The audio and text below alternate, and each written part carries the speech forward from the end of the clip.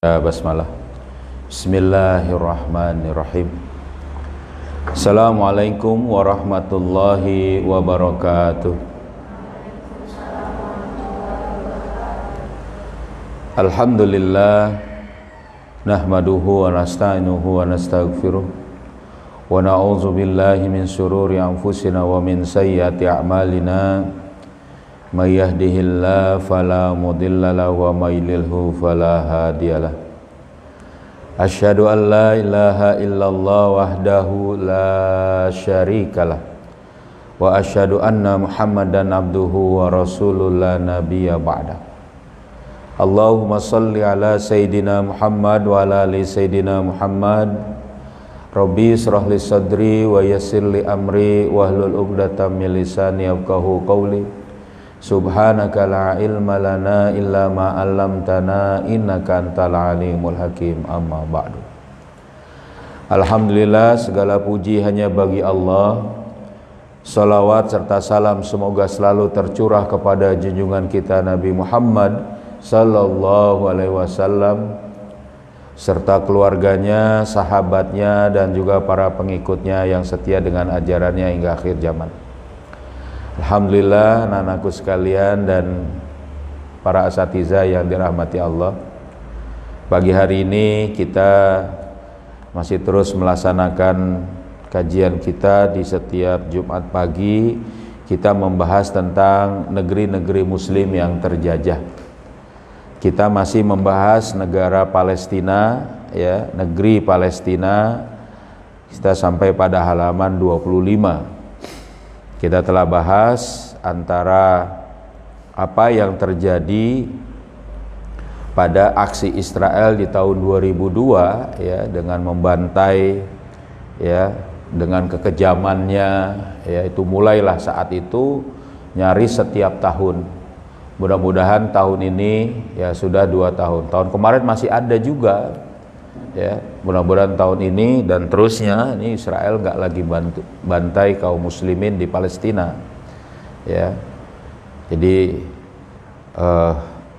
itu yang terjadi.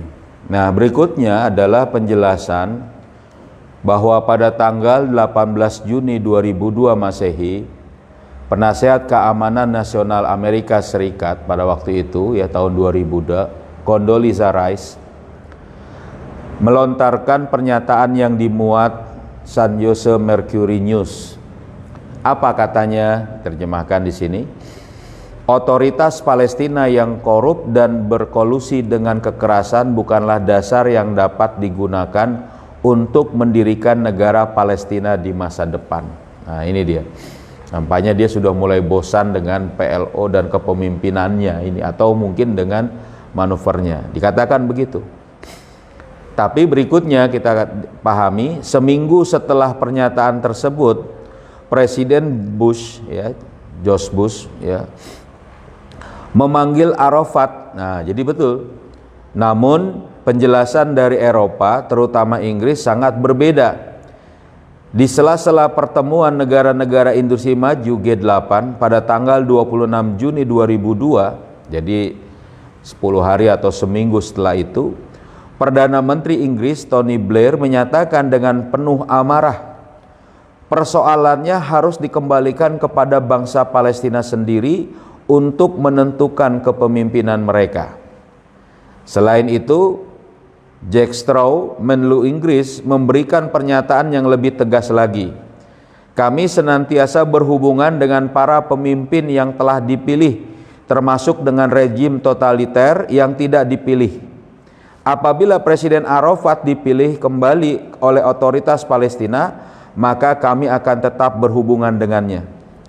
Yasser Arafat memenuhi permintaan Amerika dengan mencopot sebagian tanggung jawabnya dalam bidang keamanan, di samping melakukan berbagai perubahan lain.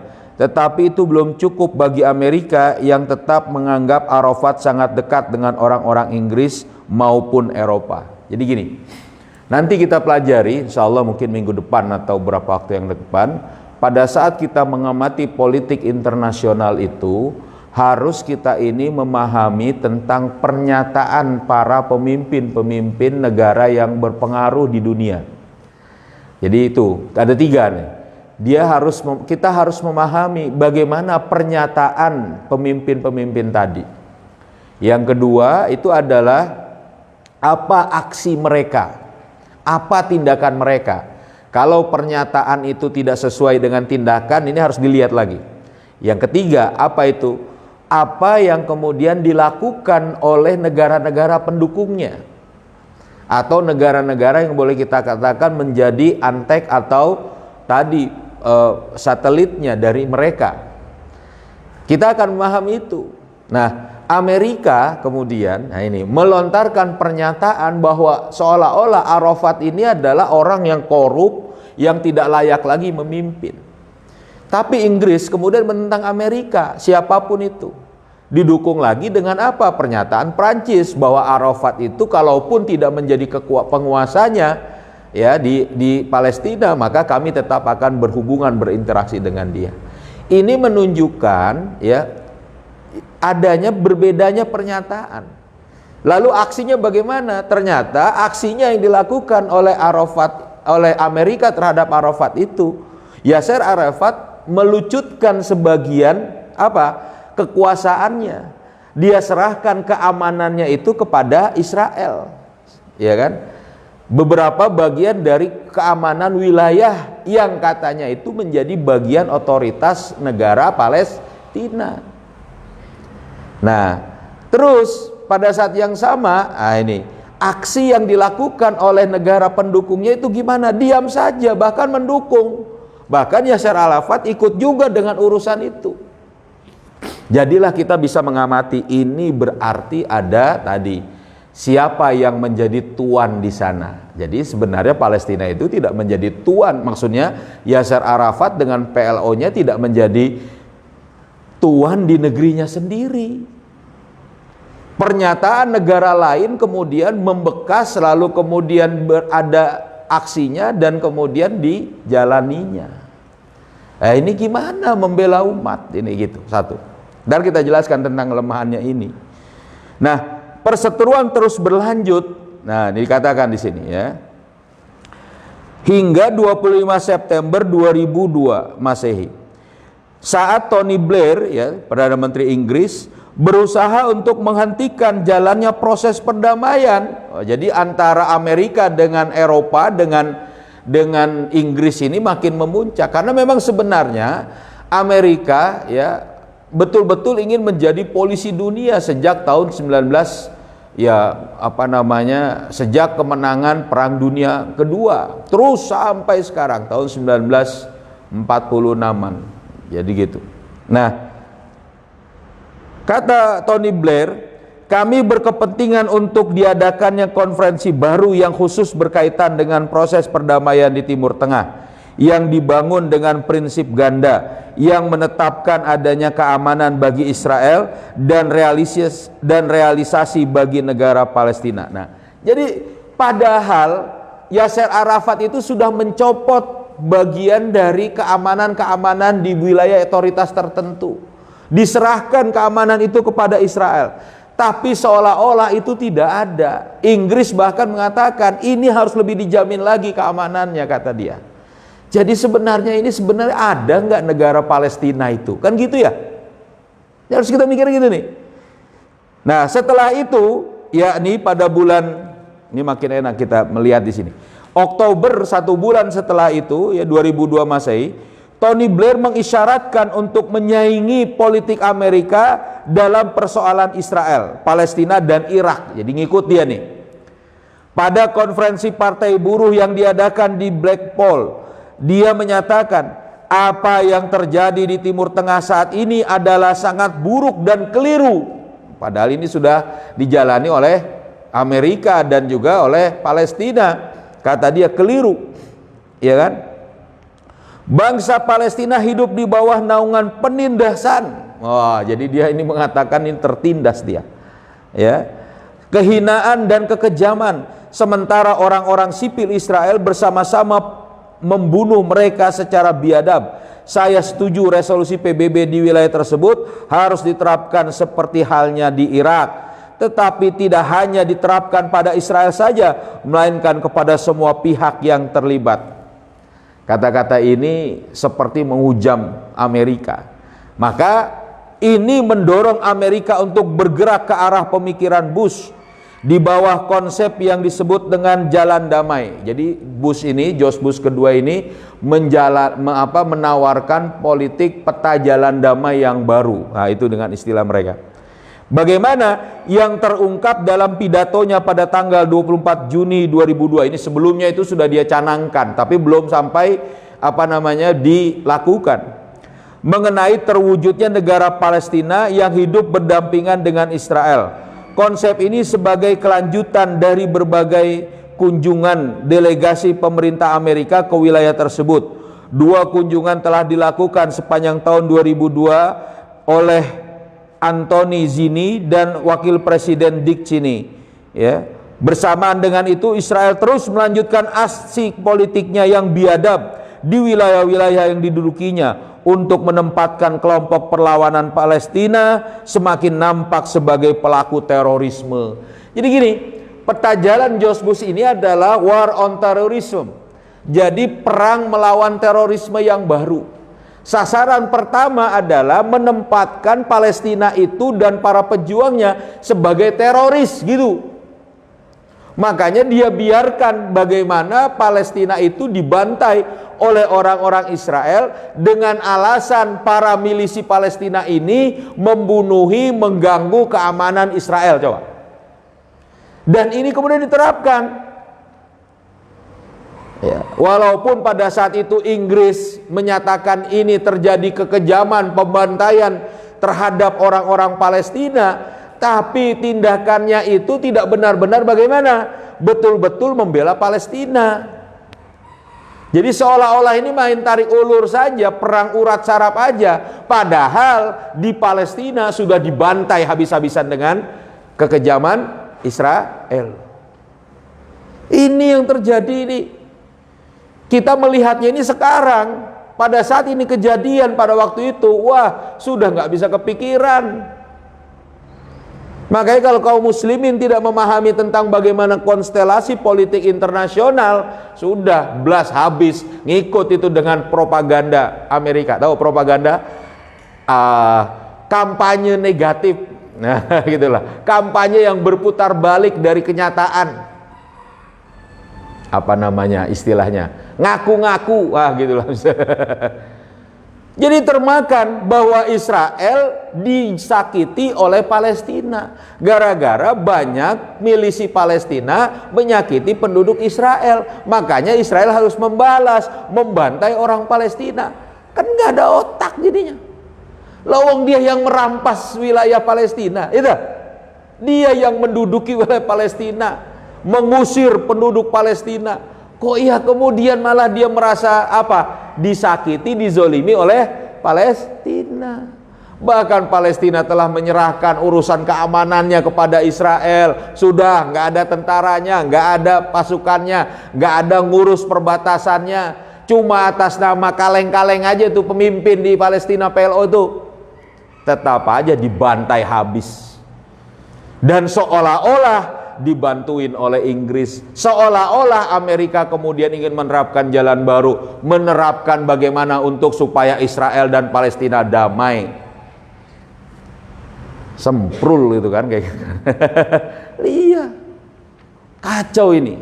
Dan umat Islam diam saja, Masya Allah. Nah ini terusnya.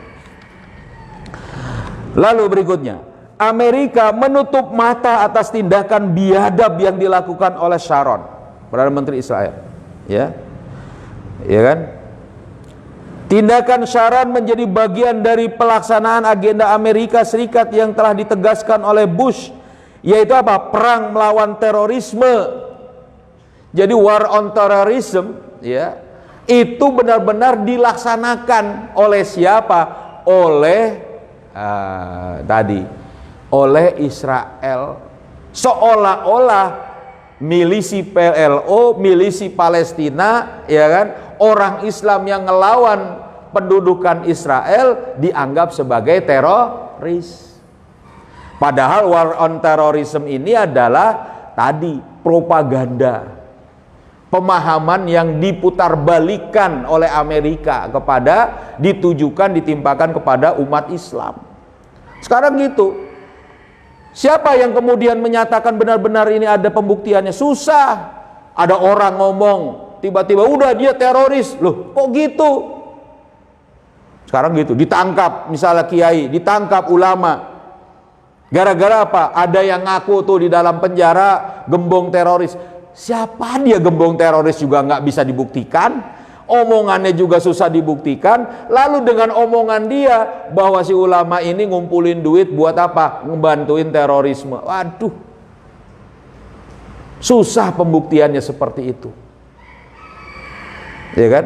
Langsung dimasukkan extraordinary crime misalnya, jadi kejahatan yang luar biasa kata mereka.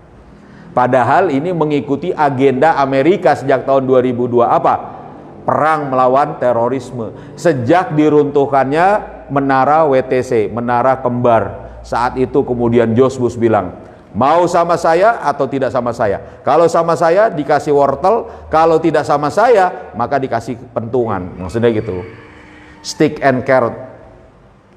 Wortel itu maksudnya bantuan dana kalau sama saya. Kalau nggak sama saya pentung. Gitu. Ini harus paham kita. Ya. Nah, dikatakan di sini, terlebih lagi dengan pernyataannya, nih pernyataan George Bush. Apakah Anda akan bersamaku atau bersama teroris? Nah, itu tadi tuh. Apakah Anda akan bersamaku atau bersama teroris? Israel memanfaatkan alasan tersebut dengan semakin meningkatkan tindakan kejam dan biadabnya dalam menghancurkan kota-kota, desa-desa maupun berbagai penampungan dari warga Palestina yang sudah terusir, dibantai habis itu oleh Israel, Masya Allah. Ya, padahal pada waktu itu sedang mau musim dingin, dibantai habis. Jadi bukan lagi cuma sekedar diusir, dibunuh. Insya Allah. Ya. Aksi kekejaman Yahudi merupakan wujud konkret yang menganggap bahwa Israel berada bersama-sama dengan Amerika dalam perang melawan terorisme. Jadi dianggap yang menjadi teroris itu adalah orang Palestina. Dan orang Islam melihat ini urusan Palestina sendiri. Iya, kenapa nggak mau hidup damai?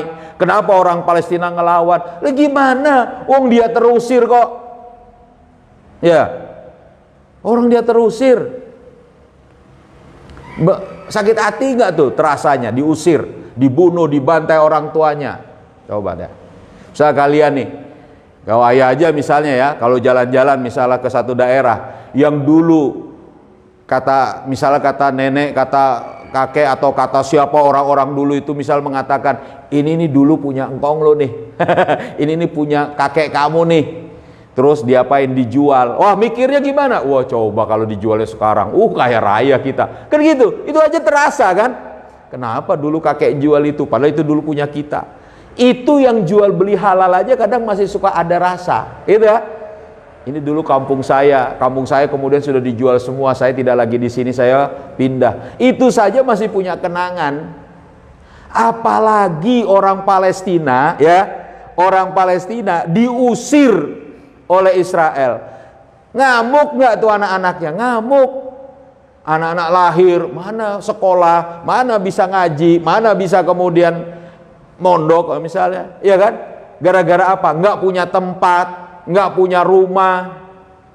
Ngamuklah dia. Ada tank Israel ditimpukin dengan batu, ya kan? Dia dapat senjata, dia tembakin orang Israel. Masa yang kayak gini dianggap teroris? Padahal orang Israel yang mengusir Palestina. Coba, mana ini? Ini yang makanya kita tuh berdoa tiap pagi, ya. Allahumma ansur ikhwana fi Palestina. Ya tak? Itu doa itu. Ya Allah, tolonglah saudara-saudara kami di Palestina itu. Kenapa? Ada Baitul Maqdis di sana. Nah, Beberapa perkara yang mendorong institusi Yahudi semakin meluaskan aksi kekejamannya dengan dalih memberantas terorisme. Apa ini adalah? Satu nih, yang kemudian membuat Yahudi makin berani, makin kurang ajar. Pertama, dukungan yang luas terhadap institusi Yahudi dari kubu neokonservatif dalam pemerintahan Bush. George Bush kedua ini didukung oleh orang konservatif, neokonservatif, orang jadul yang baru, orang generasi baru dari orang jadul. Gimana? Kira-kira gitulah, ya. Neokonservatif, orangnya itu susah, kolot. Dia hanya mendorong bagaimana kejayaan tadi bangsa mereka sendiri. Mendukung George Bush. Ya, untuk apa? Menjadi polisi dunia. Ketika Bush sampai pada kursi kekuasaan dan pemerintahan, sebagian kubu neokonservatif seperti Douglas Feith, Richard Burr mulai menetapkan langkah-langkah politis untuk memberdayakan Likud. Likud ini adalah Perdana Menteri Israelnya. Ya. Jadi pada waktu itu sebelum atau sesudah, dia itu berganti-ganti antara Sharon dan juga Likud. Likud ini juga sempat menjadi presiden Israel. Mereka menetapkan rumusan politik yang dinamai aksi pembersihan, strategi baru seputar jaminan terhadap negara Yahudi pada tahun 1996 Masehi. Nah, ini dikatakan dari mulai 96. Jadi dia sudah mulai ada itu rancangan itu. Ya kan? Tapi pembantaian tahun-tahun berikutnya, tahun 2000-an itu didukung oleh itu. Perdana Menteri Israel saat itu Benyamin Netanyahu, berarti Likud ini sedang menjadi presiden pada waktu itu. Ya, mengusulkan kertas kerja. Apa maksudnya mengusulkan rencana? Adanya langkah-langkah baru dalam proses perdamaian, kata mereka. Jadi sebenarnya mereka supaya melanggengkan penjajahannya. Atau membatalkan naskah perjanjian Oslo tahun 1993 dan mengembalikan hak Israel terhadap wilayah-wilayah tersebut dengan menolak gagasan tanah untuk perdamaian. Jadi dalam perjanjian Oslo itu sebagian wilayah Palestina itu diberikan lebih besar sedikit. Ya, jadi dikasihlah ini ada wilayah yang kemudian buat Palestina. Nah, dikasihlah itu beberapa wilayah di tepi barat dan jalur Gaza. Ya. Nah, kata mereka itu ya dibatalkan saja. Ya kan? Kertas kerja itu mendorong Israel untuk kembali menduduki wilayah Palestina. Nah, tadi sudah ditempati oleh orang Palestina, diambil lagi. Coba bayangin, sudah tinggal di situ, bahkan kam-kam di situ dibantai lagi oleh orang Israel. Nah, ya. Membahas tentang pergantian Arafat dan menciptakan hubungan baru yang lebih erat dengan Amerika berdasarkan hubungan sejati serta keuntungan timbal balik. Langkah awal yang ditempuh pihak Yahudi adalah Ehud Barak dan Sharon menggunakan kertas kerja tersebut sebagai peta menuju realitas sesungguhnya bagi Israel. Setelah itu Elliot Abraham, dia adalah kepala divisi Timur Tengah di Dewan Keamanan Nasional, ya kan, ditugaskan sebagai penanggung jawab dalam mempersiapkan rumusan peta tersebut. Elliot memainkan peran utama dalam mendorong pemerintahan Bush agar menerima rencana Sharon untuk melakukan penarikan mundur. Selama berminggu-minggu langkah diplomatik ya berlangsung. Baik Condoleezza Rice maupun Elliot memainkan peran yang kuat dan menonjol di balik menguatnya pandangan Sharon untuk mengokohkan negara Yahudi di masa yang akan datang. Tapi di lapangannya saat itu pembantaian terus terjadi. Coba bayangin. Ini yang menyebabkan mereka apa? Mereka berunding ke sana kemari, bla bla bla bla bla bla, mereka ngomong, tapi kemudian pada saat yang sama pembantaian terhadap orang Palestina terus terjadi. Ini yang kacau. Kaum muslimin, diam saja pada waktu itu. Nungguin, ngeliatin. Dalam makna apa? Pemimpin-pemimpin yang mengatasnamakan kaum muslimin. Itu. Yang kedua ini, sedikit lagi ya. Adanya mental toleran yang dimiliki PLO maupun otoritas Palestina. Jadi ternyata PLO dan otoritas Palestina malah menoleransi itu, membiarkan. Orang-orang Yahudi beralasan bahwa mereka memperoleh konsesi baru seiring dengan meningkatnya tindakan kriminal. Jadi dianggap kriminal tadi tuh anak-anak yang melempari tank Israel, ya kan, merampas senjata, meledakkan ya pasukan atau orang-orang Israel. PLO menyerahkan wilayah Palestina pada tahun 1948 dan menuntut wilayah Palestina yang diduduki pada tahun 1967. Ini gimana ceritanya ini? Diserahkan lalu dituntut lagi, lalu kemudian ya dibiarkan lagi. Ini selalu apa nih? Berikutnya PLO menuntut sebagian besar wilayah Palestina, bukan seluruh wilayah Palestina yang diduduki pada tahun 1967. Jadi hanya sebagian saja. Pemberian konsesi ini terus berlanjut sampai pada titik untuk tidak ada lagi mempertimbangkan perkara yang hari ini tidak bisa dinegosiasikan lagi, seraya merubahnya untuk kemudian hari.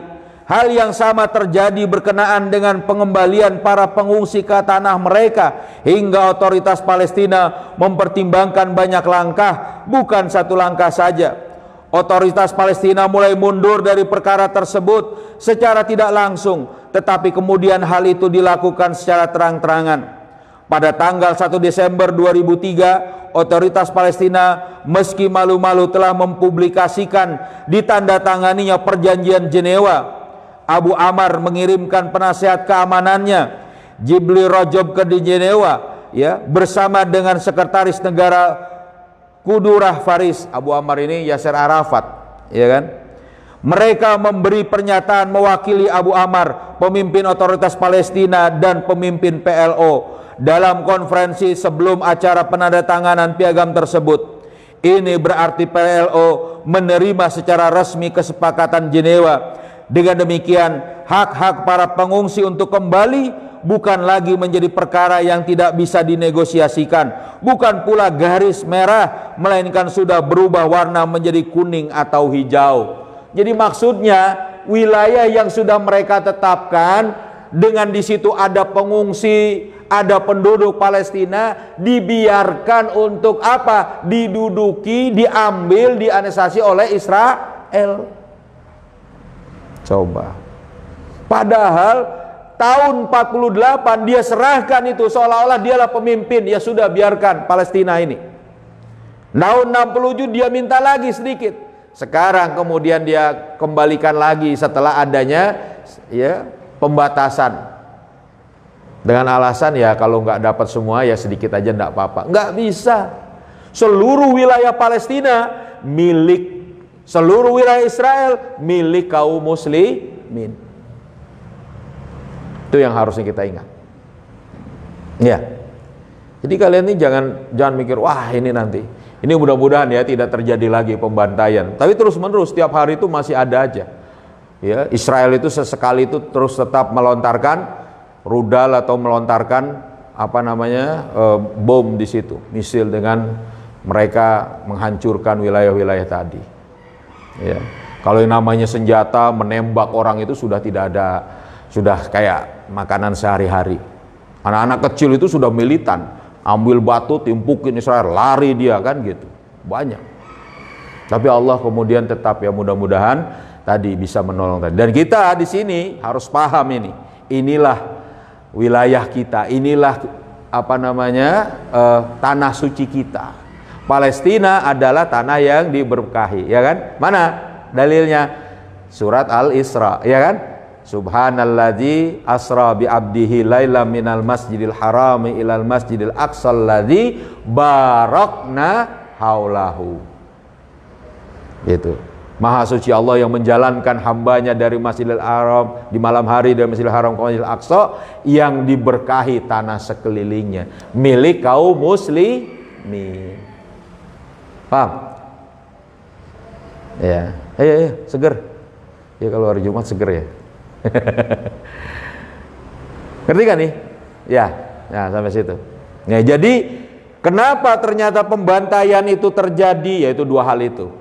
Amerika kemudian menekan PLO, ya, Amerika membuat perjanjian dan kemudian menguatkan ya posisi war on terrorism, menganggap Palestina itu adalah para teroris, sedangkan orang PLO-nya sendiri lembek ngikutin aja apa maunya mereka. Ya susah ini kok kayak gini. Ada tambahan, tanyaan? Cukup? Cukup ya? Lama kita nih. Ya. Kalau tidak ada, ya kita tutup. Paham? Alhamdulillah. Ya, alhamdulillah. Ya, kita tutup dengan membaca surat Al-Asr bersama-sama. Ya. Bismillahirrahmanirrahim. Wal asri innal insana lafi khusrin illalladzina amanu wa amilus solihati wa tawasau bil haqqi wa tawasau bis sabr. Subhanakallahumma wa bihamdika asyhadu an la ilaha illa anta astaghfiruka wa atubu ilaik. Assalamualaikum warahmatullahi wabarakatuh. Ya, ayo. Allahumma salli ala sayyidina Muhammadin tibbil qulubi wa dawaiha wa afiyatil abadani wa shifaiha wa nuril absari wa diyaiha wa ala alihi wa sahbihi wa sallim. Allah